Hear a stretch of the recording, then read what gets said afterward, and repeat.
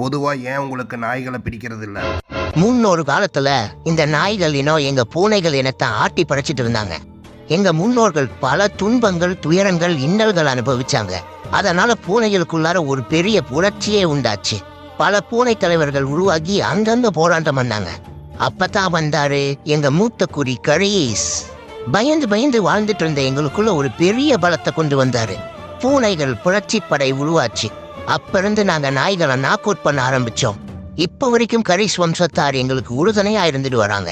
இப்ப நாய்களுக்கு நாங்க தான் பாஸ். ஆனா கரீஸ் வகைராக்கள் பிளே பாய்னு சொல்றாங்களே. ஹலோ மிஸ்டர், எல்லா கரீஸும் காவலி பசங்க கிடையாது. ஒரு சில ப்ராடக்ட்ஸ் மட்டும் அப்பப்ப பர்த் ஆயிடுறாங்க.